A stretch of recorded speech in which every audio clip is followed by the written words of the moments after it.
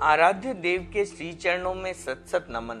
मैं अभिनंदन गादिया सूरत से जैन हिंदी ऑडियो बुक में आपका स्वागत करता हूं। अगर आप इस चैनल पर नए हैं तो इसे सब्सक्राइब कर दीजिए और बेल आइकन प्रेस कर दीजिए, जिससे चैनल के नोटिफिकेशन आपको रेगुलर मिलते रहें। कल के अध्याय में हमने सुना था बाल मुनि भारमल जी के साथ हुई सर्प की घटना का प्रसंग।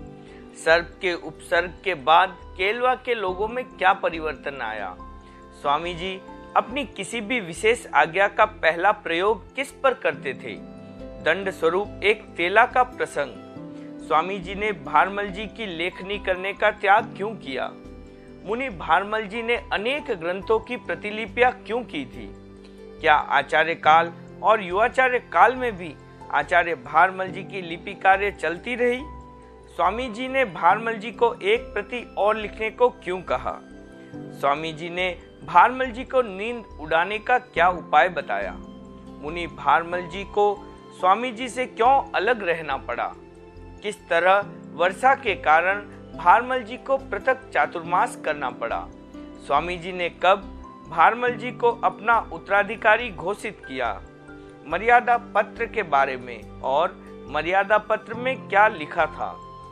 स्वामी जी और भारमल जी की जोड़ी को वीर गौतम की जोड़ी क्यों कहते हैं। अब आगे तेरापन का इतिहास। शासन गौरव मुनि बुद्धमल जी, प्रकाशक जैन श्वेतांबर तेरापंथी महासभा, आचार्य श्री भारमल जी, कुशल धर्माचार्य, सहज लब्ध तिथि, युवाचार्य भारमल जी संवत 1860 भाद्रपद शुक्ला त्रयोदशी को आचार्य पद पर आसीन हुए। स्वामी जी उसी तिथि को दिवंगत हुए थे, अतः स्वभावतः वही सहज लब्ध तिथि उनके पदारोहण की भी हो गई। उन्होंने पदासीन होने के लिए मुहूर्त देखकर कोई तिथि निर्धारित नहीं की, अन्यथा ऐसे अवसर पर प्राय शुभ दिन देखकर पदारोहण दिवस मनाया जाता है। नव उल्लास युक्त स्तुति गीत गाए जाते हैं। चार तीर्थ के सम्मुख संत समुदाय द्वारा नए आचार्य को सम्मान स्वरूप नया उत्तरीय धारण करवाया जाता है। आचार्य भारमल जी ने वैसे किसी कार्यक्रम को आवश्यक नहीं माना। अवश्य ही उन्होंने ऐसा कुछ सोचा होगा कि स्वामी जी ने युवाचार्य पद प्रदान करते समय अपना नया उत्तरीय उन्हें प्रदान किया था। उसी समय भावी आचार्य का निर्धारण हो गया। अब संतों द्वारा नए उत्तरीय भेंट करना कोई नई पहचान नहीं बनता। उन्होंने यह भी सोचा होगा कि स्वामी जी के दिवंगत होने के पश्चात तत्काल ही कोई उत्सव मनाना किसी प्रकार से भी उपयुक्त नहीं माना जा सकता। उन्होंने जो कुछ भी सोचा होगा, पर इतना निश्चित है कि किसी प्रकार का आयोजन किए बिना उन्होंने स्वामी जी द्वारा समर्पित आचार्यत्व का कार्यभार अत्यंत सहज भाव से संभाल लिया। आचार्य भारमल जी ने उपयुक्त मनोभाव को ही कालांतर में जयाचार्य ने अभिव्यक्ति दी, ऐसी संभावना है। वे कहते हैं पदारोहण का उत्सव मनाए या न मनाए ये आचार्य की इच्छा पर निर्भर है, मनाना ही चाहिए ऐसी अनिवार्यता का कोई कारण दिखाई नहीं देता, क्योंकि आचार्य भारमल जी ने ऐसा नहीं किया, जबकि ऋषि राय तथा जय ने किया। अनुभवी शासक। आचार्य पद की प्राप्ति से पूर्व लगभग 44 वर्षों तक मुनि भारमल जी स्वामी जी के साथ तेरापन की गतिविधियों के संचालन में सहायक बने रहे। उनमें से युवाचार्य पद के 28 वर्ष तो उनके लिए और भी अधिक अनुभवदायक रहे। अचानक किसी विशिष्ट पद पर आने वाले व्यक्ति के सामने जो असमंजसता तथा अनुभव न्यूनता रहती है, आचार्य भारमल जी के सामने वह बिल्कुल नहीं थी। संघ को वे एक अनुभवी शासक के रूप में प्राप्त हुए थे। प्रभावक व्यक्तित्व। आचार्य भारमल जी का रूप, रंग आदि की दृष्टि से बाह्य व्यक्तित्व बड़ा आकर्षक था। आंतरिक व्यक्तित्व तो उससे भी कहीं अधिक आकर्षक था। स्वामी भीखंड जी की सजग दृष्टि की कसौटी पर कसे जाकर वे आचार, विचार और व्यवहार की दृष्टि से शुद्ध स्वर्ण बन चुके थे। स्वामी जी द्वारा किए गए गंभीर आगम मंथन में वे निरंतर सहयोगी रहे। अतः महान शास्त्रज्ञों की उनकी गणना की जाती है। स्वपक्ष उनकी योग्यता से प्रभावित था, इसमें तो आश्चर्य ही क्या, विपक्ष भी उतना ही प्रभावित था। आगम ज्ञान, न्याय दृष्टि तथा तटस्थ वृत्ति की त्रिवेणी से वे एक पवित्र तीर्थ बन गए। मूर्ति पूजक तथा स्थानकवासी संप्रदाय के अनेक साधु प्रायश्चित के लिए उनके पास आते रहते थे।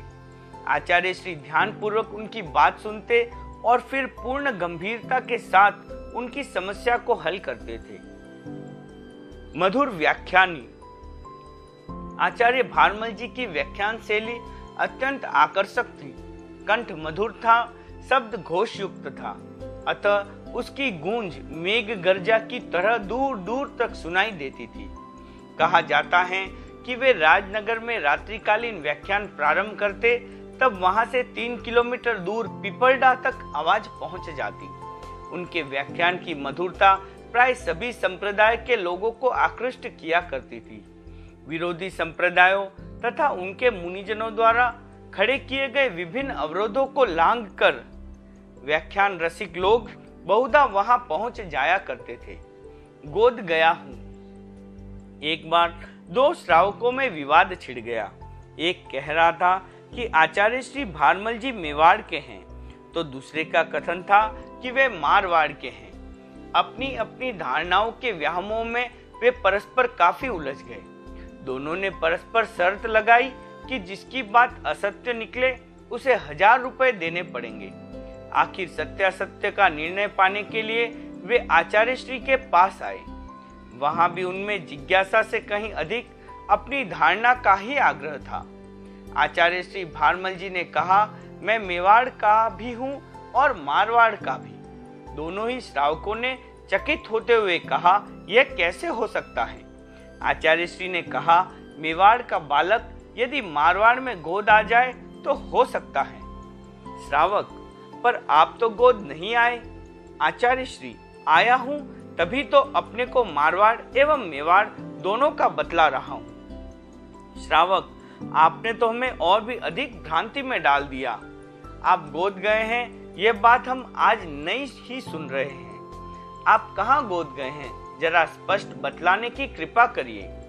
आचार्य श्री ने तब उस पहेली जैसी बात को स्पष्ट करते हुए कहा, जन्म से मैं मारवाड़ का हूँ, परंतु स्वामी भीखन जी का शिष्य हो गया, सो एक प्रकार से गोद ही आ गया, इसलिए मारवाड़ का भी हूँ। दोनों श्रावक एक दूसरे का मुंह ताकने लगे। कौन जीता और कौन हारा, इसका कुछ भी निर्णय नहीं हो पाया। आचार्य भारमल जी ने उनको समझाते हुए फरमाया, धार्मिक क्षेत्र में जिज्ञासा करो और उत्तर प्राप्त कर ज्ञान वृद्धि करो, इतना ही पर्याप्त है। सौदा लड़ाने की बात अनुपयुक्त है। पुण्योदय हो गया। आगरिया के ठाकुर से महाराणा भीम सिंह जी किसी कारण से रुष्ट हो गए। अपनी खींच निकालने के लिए उन्होंने उनका वह पैतृक स्थान छीन लिया और उन्हें किसी छोटे स्थान पर भेज दिया। आगरिया छूट जाने पर ठाकुर अत्यंत उदास रहने लगे। उन्हीं दिनों आचार्य भारमल जी का उधर पदार्पण हो गया। ठाकुर सत्संगति का लाभ लेने के लिए सेवा में उपस्थित हुए। आचार्य श्री ने धर्मोपदेश दिया। ठाकुर ने बड़ी तल्लीनता से उसे सुना और प्रसन्नता व्यक्त की। इतना होने पर भी उनकी आकृति पर उदासीनता की झलक स्पष्ट थी। आचार्य श्री ने बात ही बात में उदासी का कारण पूछ लिया। ठाकुर सकुचाए तो सही, परंतु अंत में स्पष्ट कारण बतला दिया। आचार्य भारमल जी ने अपने सहज फक्कड़पन से कहा, इसमें इतनी उदासी की क्या बात है? पुण्योदय होने पर गई वस्तु भी वापस आ जाती है। ठाकुर ने उसी क्षण अपने वस्त्र के गांठ लगाई और बोले, मेरा तो पुण्योदय हो गया, अब आगरिया के वापस प्राप्त होने में कोई विलंब नहीं हो सकता। आचार्य श्री के वचन का चमत्कार ही कहना चाहिए कि कुछ दिनों के पश्चात आगरिया उन्हें वापस मिल गया। गुजरीबाई के सूत्र। स्वामी भीखन जी ने सन 1848 का चातुर्मास माधोपुर में किया। वहां की एक धनी महिला गुजरीबाई उनके संपर्क में आई। उसे अच्छा तत्व ज्ञान था। स्वाध्याय, अध्ययन आदि में काफी रुचि रखती थी। अनेक आगमों की प्रतियां उसके संग्रह में थी। स्वामी जी के संपर्क से वह बहुत प्रभावित हुई। उनके विशुद्ध आचार और तत्वज्ञान की गहराई ने तो उसे स्वामी जी की भक्ता बना दिया। उसने संग्रह में से स्वामी जी को परिहार्य अस्थायी रूप में आगमों की 13 प्रतियां प्रदान की। सभी प्रतियां सुंदर लिपि में लिखी हुई अच्छी स्थिति में थी। पहले स्वामी जी ने और फिर आचार्य भारमल जी ने भी उनका काफी प्रयोग किया। 22 वर्षों पश्चात आचार्य भारमल जी का माधोपुर में पदार्पण हुआ। उन्होंने सन 1870 में वहां चातुर्मास किया। गुजरीबाई को अपनी आगम प्रतियों की स्मृति आई। उसने उन सबको पुत्रवत संभाल कर रखा था, परंतु स्वामी जी को सौंप देने के पश्चात तो कभी उन्हें देखने तक का भी अवसर नहीं मिला। अनेक वर्षों पश्चात गांव में आने वाले अपने दीक्षित पुत्रों को देखने के लिए जिस प्रकार माँ का मन मचल उठता है, उसी प्रकार गुजरीबाई का मन भी अपनी प्रतियों को देखने के लिए आतुर हो गया। वह जानना चाहती थी कि उसके द्वारा दी गई प्रतियां सुरक्षित हैं या असावधान हाथों में पड़कर सत विक्षत हो गई। उसने आचार्य भारमल जी से कहा, आपको याद होगा आज से 22 वर्ष पूर्व मैंने स्वामी जी को 13 आगम प्रतियां दी थी। वे सब यहीं आपके पास हैं या अन्यत्र कहीं दे दी गई। आचार्य भारमल जी ने फरमाया, तुम्हारी दी हुई सभी प्रतियां इस समय हमारे पास ही हैं, परिहार्य रूप से ली हुई हैं, अतः चाहो तो तुम वापस संभलाई जा सकती हैं। गुजरीबाई ने कहा, मैं उन्हें देखना चाहती हूँ कि वे किस दशा में हैं। आचार्य श्री ने तत्काल पुस्तकें मंगवाई और 13 प्रतियों को निकालकर उसके सम्मुख रख दी। गुजरीबाई ने उन सबको उलट पुलट कर देखा तो पाया कि वे सब यथावत हैं। वह बहुत प्रसन्न हुई। उसने कहा, प्रतियों को पुत्र पुत्रियों की तरह संभाल कर रखने वाले व्यक्ति कम ही मिलते हैं। आपने जिस चातुर्य के साथ इनकी सुरक्षा की है, वैसा प्राय कम ही देखने को मिलता है। इतने दिन ये पारिहार्य दी हुई थी, आज से मैं इन्हें स्थायी रूप से आपको प्रदान करती हूँ। धर्म प्रसार की दृष्टि। आचार्य भारमल जी की दृष्टि धर्म प्रसार हेतु अत्यंत जागरूक रहती थी। संपर्क में आने वाले व्यक्तियों को वे तत्वज्ञान की ओर विशेष रूप से प्रेरित किया करते थे।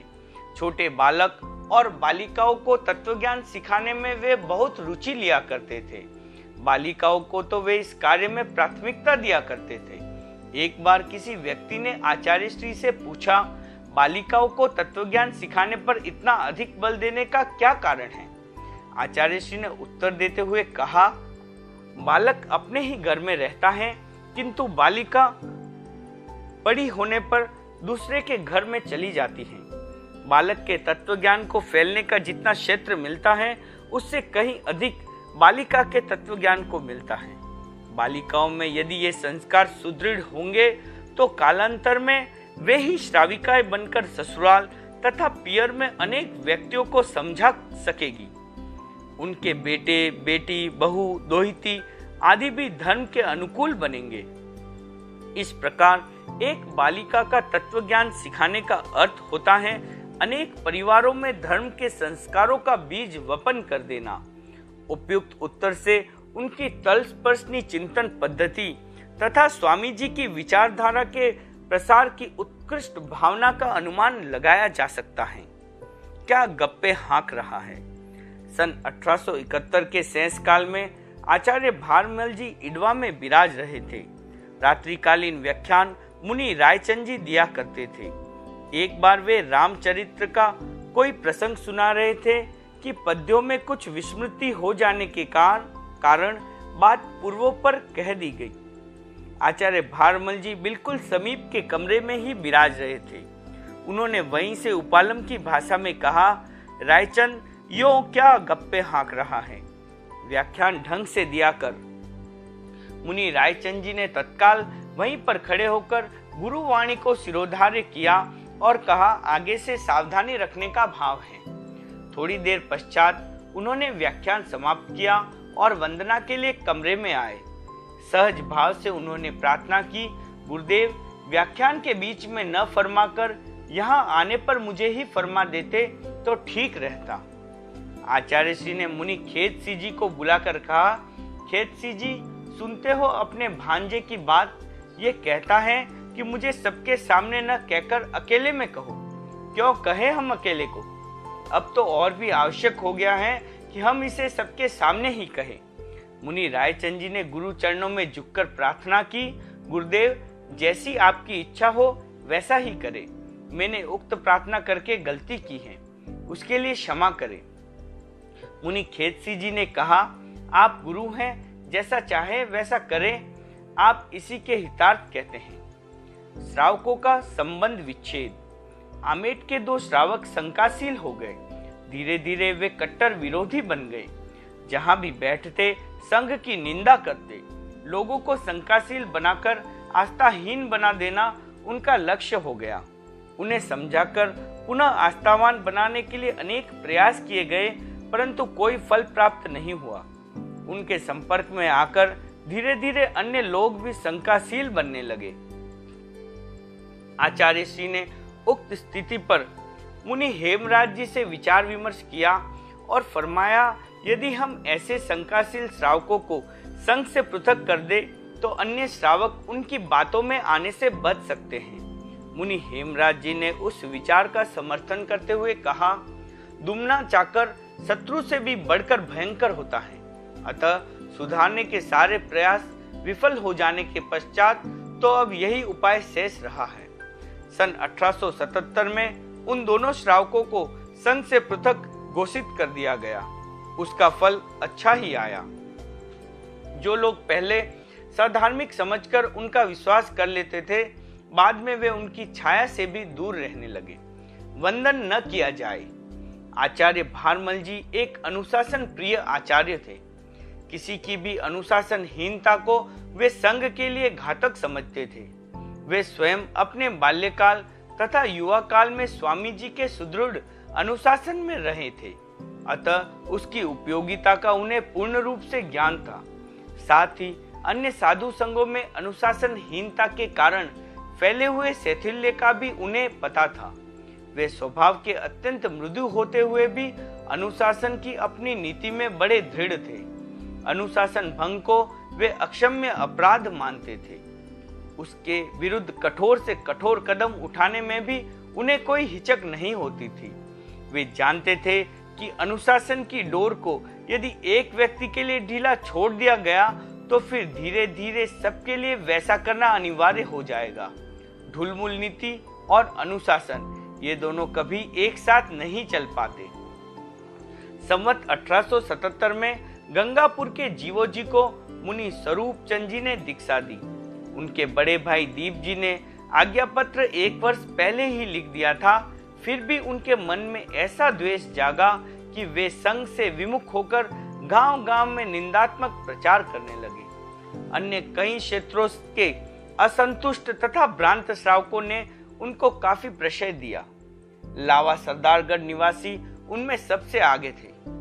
आचार्य भारमल जी को जब इस बात का पता चला तो उन्होंने विशेष चिंतन पूर्वक यह निर्णय किया कि अभी कुछ समय के लिए लावा में कोई साधु साध्वी न रहे। उत्तेजना को ईंधन नहीं मिलेगा तो विद्वेष की आग स्वयं बुझ जाएगी। आचार्य श्री के उक्त दृष्टिकोण की जानकारी सर्वत्र नहीं पहुंच पाई, अतः मुनि मौजीराम जी आदि 3 संत विहार करते हुए उधर आए और लावा में कई दिन रुक गए। आचार्य श्री के पास जब उनके वहां रुकने के समाचार पहुंचे तो यह समझना स्वाभाविक था कि उन्होंने दृष्टि की अवमानना की है। अनुशासन के उस प्रत्यक्ष उल्लंघन ने उनकी संघनिष्ठा को भी संदिग्ध बना दिया। आचार्य श्री उन दिनों राजनगर में थे। मुनि मौजीराम जी गुरु दर्शनार्थ वहां पहुंचे। उनके पहुंचने से पूर्व ही आचार्य श्री ने सब संतों को बुलाकर यह आदेश दिया कि जब तक उनके वहां ठहरने के कारण की जांच नहीं कर ली जाए तब तक कोई भी संत न तो उठकर उनका सम्मान करे और न वंदन ही करे। मुनि मौजीराम जी आए, परंतु न कोई संत उठा, न किसी ने वंदन किया और न किसी ने आगे बढ़कर कंधों पर से भार उतारा। संत उन्हें चकित दृष्टि से देखते रहे और वे संतों को आखिर स्वयं ही भार उतारकर जब वे गुरु चरणों में झुके तो आचार्य श्री का हाथ भी सिर पर नहीं आया। वे चकराए और खड़े होकर अपनी किसी अज्ञात रूप से हुई गलती की क्षमा मांगते हुए उस व्यवहार का कारण पूछने लगे। आचार्य श्री ने उपालम के स्वर में उनसे पूछा कि निषिद्ध होने पर लावा सरदारगढ़ में वे क्यों रहे। मुनि मौजीराम जी ने पूर्ण विश्वास दिलाते हुए बतलाया कि उन्हें उक्त निर्देश का कोई पता नहीं था। इस प्रकार पूरी तसल्ली कर लेने के पश्चात ही उन्होंने सबको परस्पर वंदन आदि की आज्ञा दी और उनके सिर पर हाथ रखा। अज्ञात रूप से की गई दृष्टि विराधना का उन्हें प्रायश्चित भी दिया गया।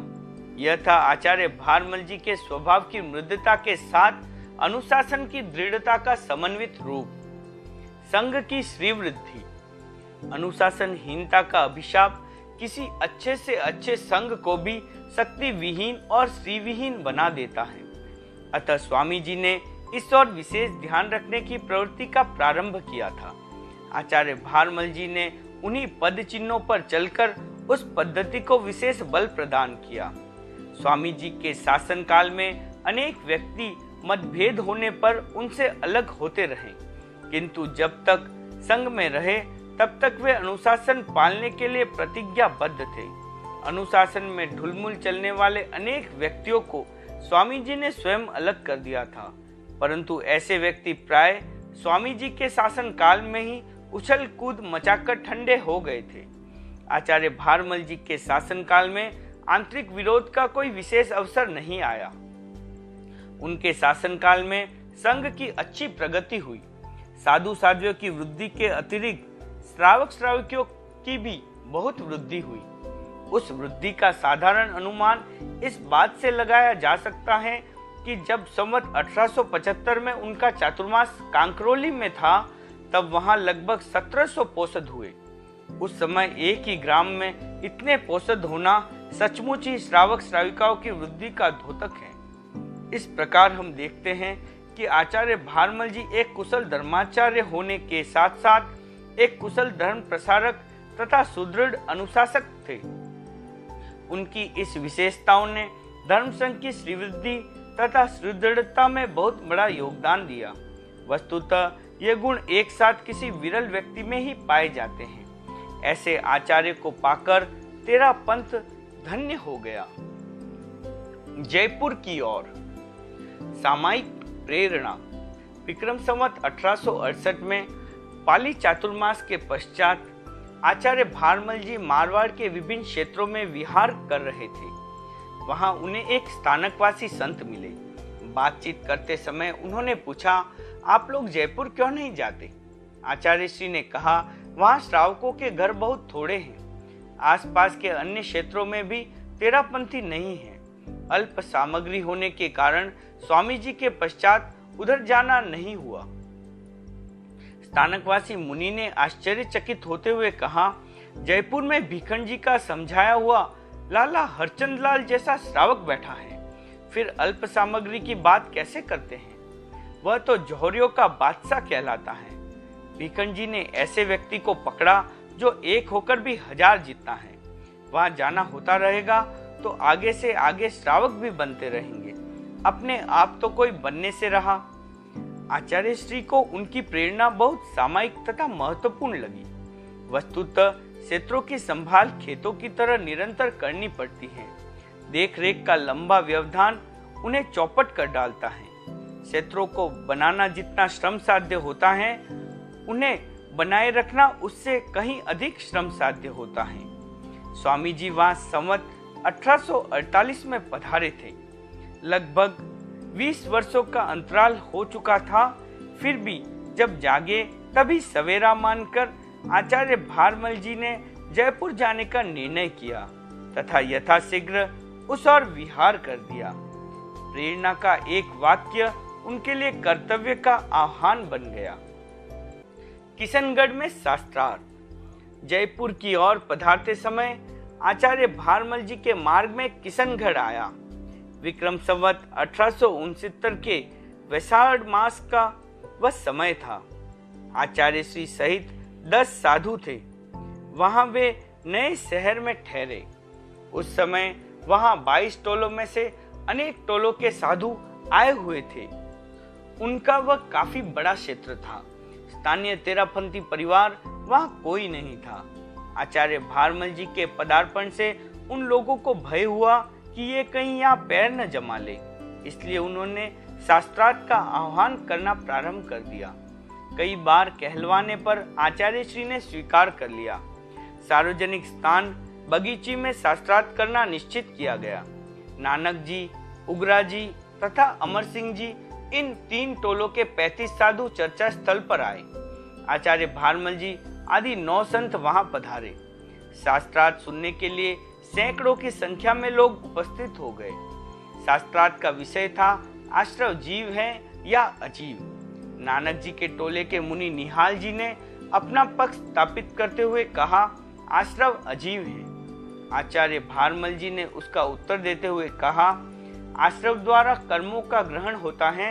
इसका अर्थ हुआ कि जीव की उस परिणति का नाम आश्रव है जिससे कर्मों का ग्रहण किया जाता है। अजीव कभी कर्मों का ग्रहण नहीं कर सकता। दूसरी यह बात भी ध्यान देने योग्य है कि गृहस्थ पहले आश्रवी होता है, बाद में जब वह संयम ग्रहण करता है तब संवरी बन जाता है। संवर को आप लोग भी जीव मानते हैं, तो क्या वह अजीव से जीव बन गया? इसी प्रकार यदि कोई साधु संयम छोड़कर गृहस्थ बन जाता है तो वह संवर दशा से आश्रव दशा में चला जाता है। आपके हिसाब से इसका तात्पर्य होगा कि वह साधु था तब तक संवरी था, अतः जीव था, और गृहस्थ हो गया तब आश्रवी हो गया, अतः अजीव हो गया। मुनि निहाल जी उक्त कथन का कोई उपयुक्त उत्तर नहीं दे पाए। अपनी जेब मिटाने के लिए उन्होंने तब आचार्य श्री पर आक्षेप करते हुए कहा, देखो देखो, ये साधु को अजीव कह रहे हैं। इतने में ही सभा स्थल के बीच कई व्यक्ति खड़े होकर हल्ला मचाने लगे, तेरापंथी हार गए, तेरापंथी हार गए। बहनों ने विजय गीत गाना प्रारंभ कर दिया। उसी हो उल्ले में मध्यस्थ बने यति जी ने सभा विसर्जित कर दी। वातावरण में घोली जा रही अशांति को देखकर आचार्य भारमल जी ने वहां ठहरना उचित नहीं समझा, अतः शांत भाव से तत्काल अपने स्थान पर आ गए। समझदार एवं तटस्थ लोगों से यह बात छिपी नहीं रही कि उत्तर न आने पर हल्ला मचाकर सभा को विसर्जित करा देना तथा अपनी विजय घोषित करा देना कोई न्याय संगत कार्य नहीं था। उक्त शास्त्रार्थ की सारी गतिविधि में स्थानीय श्रावक महेश दास जी प्रमुख रूप से भाग ले रहे थे। वे कट्टर स्थानकवासी थे। कालांतर में मुनि हेमराज जी के पास समझकर जब वे तेरापंथी बन गए तब उन्होंने सारी बात खोली कि सभा में हल्ला मचा देने, अपनी विजय घोषित कर देने तथा सभा को विसर्जित करने तक के सारे कार्य सुनियोजित थे। उन्होंने बतलाया कि उस पक्ष के संतों ने हम लोगों को पहले ही सिखा दिया था कि पराजय होती देखो तब हल्ला मचाकर तेरापंथ की हार घोषित कर देना। संतों के सिखाए अनुसार मैंने ही तब आगे होकर वह सब कार्य किया था। उस समय तो जोश में कर दिया, परंतु बाद में सारी रात मेरे मन में पश्चाताप रहा कि मैंने उचित कार्य नहीं किया। गलत सीख देकर संतों ने भी साधुता की अवहेलना की। मध्यस्थ बनाए गए यति जी को पहले ही रिश्वत देकर अपने में मिला लिया था, अतः सत्य निर्णय की उनसे आशा ही कैसे की जा सकती थी। महेश दास जी ने कालांतर में एक गीतिका के द्वारा भी उक्त विचारों का स्पष्टीकरण किया था। एक उदाहरण, चर्चा स्थल से आचार्य भारमल जी मूल स्थान पर पधार गए। मुनिजन आज्ञा लेकर नगर में गोचरी के लिए गए। मुनि खेतसी जी, हेमराज जी और रायचंद जी साथ साथ ही जा रहे थे कि मार्ग में यति जिनचंद्र सूरी का उपाश्रय आ गया। सूरी जी ने देखा कि तेरापंथी संत गोचरी के लिए जा रहे हैं, तो उन्होंने एक ब्राह्मण को भेजकर उन्हें उपाश्रय में बुला लिया। तीनों संत वहां गए तो सूरी जी तख्त से नीचे उतरकर भूमि पर बैठे और संतों को पास में बिठाकर बोले, सुनिए, एक उदाहरण सुनाता हूँ। उन्होंने कहा, एक सेठ के मकान पर 2 साधु गोचरी के लिए गए। ऊपर जाने की सीढ़ियों में बहुत अंधेरा था, अतः वह वहीं से वापस लौट पड़े। ऊपर से घर वालों ने आवाज दी, ऊपर पधारिए, ऊपर पधारिए, परंतु उन्होंने अंधेरे के कारण ऊपर जाना अकल्पनीय बतलाया और वहां नहीं गए। थोड़ी देर बाद दूसरे 2 साधु आए। उन्होंने ऊपर जाकर आहार पानी लिया। गृहस्थ ने पूछा, आपसे कुछ समय पूर्व ही 2 साधु आए थे, परंतु वे ऊपर नहीं आए। प्रार्थना करने पर बोले, सीढ़ियों में इतना अंधेरा है कि कुछ दिखाई नहीं देता, अतः ऊपर आना नहीं कल्पता। वे नहीं आए और आप आ गए, यह परस्पर कल्प का भेद कैसे है? उन साधुओं ने कहा, वे ढोंगी थे, अपने आप को अधिक आचारवान सिद्ध करने के लिए समय समय पर ऐसे ढोंग करते रहते हैं। ऐसा कहकर वे चले गए। थोड़ी देर बाद अन्य 2 साधु वहां आए। आहार पानी लेकर जब वे जाने लगे तब गृहस्थ ने पूछा, पहले 2 साधु आए थे, वे सीढ़ियों में अंधेरा होने के कारण नीचे से ही वापस चले गए। दूसरी बार 2 साधु आए, उन्होंने ऊपर आकर आहार पानी लिया तथा पूछने पर पहले वालों को ढोंगी बतलाया। आपका इस विषय में क्या विचार है? उन साधुओं ने कहा, प्रथम बार आए थे वे शुद्ध साधु थे, दूसरी बार आए थे वे आचारहीन होने के साथ दंभी भी थे, अतः दोहरे मूर्ख थे। हम तो स्वयं को शिथिलाचारी मानते हैं, आचारवान होने का दंभ नहीं करते। ऐसा कहकर वे भी चले गए। सूरी जी ने तुलना करते हुए कहा, प्रथम साधुओं के समान तो आप लोग हैं, जो कल्पाकल्प का पूरा विवेक रखते हैं। दूसरे साधुओं के समान वे हैं जो स्वयं दंभी हैं पर शुद्ध साधुओं के प्रति द्वेष भाव रखते हैं। तीसरे साधुओं के समान हम हैं, जो अपनी दुर्बलताओं को जानते और स्वीकार करते हैं। एक क्षण रुककर उन्होंने कहा, मैंने ये उदाहरण इसलिए सुनाए हैं कि आप लोगों ने जिनसे शास्त्रार्थ किया वे दंभी हैं, अतः शास्त्रार्थ के योग्य नहीं हैं। मैं उनके क्रियाकलापों को बहुत अच्छी तरह से जानता हूँ। शास्त्रार्थ जब तत्व जिज्ञासा से होता है तब उसमें कुछ निष्कर्ष निकलता है। हल्ला मचाकर तो कोई भी अपने मुंह मियाँ मिट्ठू बन सकता है।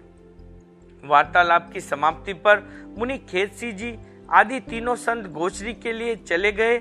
वह कार्य संपन्न कर जब वे वापस स्थान पर लौटे तब सूरी जी द्वारा कही गई सारी बातें उन्होंने आचार्य भारमल जी से निवेदित की। जयपुर प्रवास। किशनगढ़ से विहार कर आचार्य भारमल जी संवत 1869 का चातुर्मास करने के लिए जयपुर पधारे।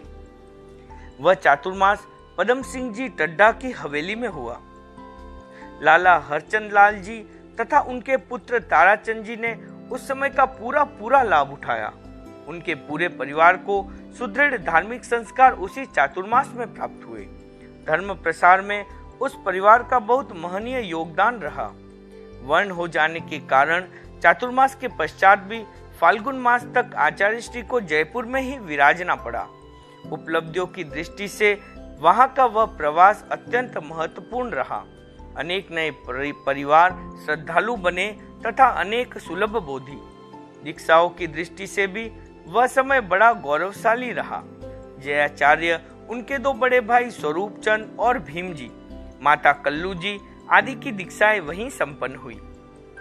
आचार्य श्री के उस प्रवास के पश्चात तेरापन के लिए जयपुर एक व्यवस्थित विहार क्षेत्र बन गया। शीतकाल में साधु साध्वियों के अनेक सिंघाड़े गुरु दर्शन के लिए वहां एकत्रित हुए। सवाई माधोपुर में स्वस्थ हो जाने के पश्चात आचार्य श्री ने जयपुर से विहार कर दिया। मार्गवर्ती क्षेत्रों में विराजते हुए उन्होंने संवत 1870 का चातुर्मास सवाई माधोपुर में किया। उस वर्ष चातुर्मास काल में साधुओं का भी एक सिंघाड़ा वहां था। चातुर्मास के पश्चात पार्श्ववर्ती अनेक क्षेत्रों में विहार कर आचार्य श्री पुनः माधोपुर पधारे। तब वहां 21 साधु साध्वियां एकत्रित हो गई। वहां से पुनः जयपुर पधारे, वहां भी 21 साधु साध्वियां एकत्रित हुई। आचार्य श्री ने सब सिंघाड़ों को आगामी चातुर्मास के लिए क्षेत्र प्रदान किए और फिर स्वयं ने मारवाड़ की ओर विहार कर दिया। कल के अध्याय में हम सुनेंगे, न रहेगा बांस न बजेगी बांसुरी, से विरोधी लोगों का क्या तात्पर्य था? महाराणा के सामने तेरापंथी साधुओं के लिए कौन सा षड्यंत्र रचा गया? उदयपुर से निष्कासन का प्रसंग, मेवाड़ के श्रावकों ने क्या साहसिक निर्णय किया था? आचार्य भारमल जी को उदयपुर से निकालने के पश्चात महाराणा पर कैसी विपत्ति आई? केसर जी भंडारी प्रकट में क्यों नहीं आना चाहते थे, लेकिन उन्हें किन कारण से प्रकट में आना पड़ा? केसर जी भंडारी ने महाराणा के भ्रांतियों को कैसे दूर किया और उसके बाद उनका रुख तेरापंथी साधुओं के प्रति कैसा रहा? महाराणा का पत्र मिलने पर सभी की क्या प्रतिक्रिया थी और आचार्य श्री ने क्या कहा? महाराणा का दूसरा पत्र मिलने पर आचार्य भारमल जी की क्या प्रतिक्रिया रही? महाराणा का संत समागम और महाराणा की तेरापंथ के प्रति निष्ठा का प्रसंग, व्याख्यान में विरोधी लोग पत्थर फेंकते थे, उस पर महाराणा ने उन्हें क्या सजा दी? ओम अरहम।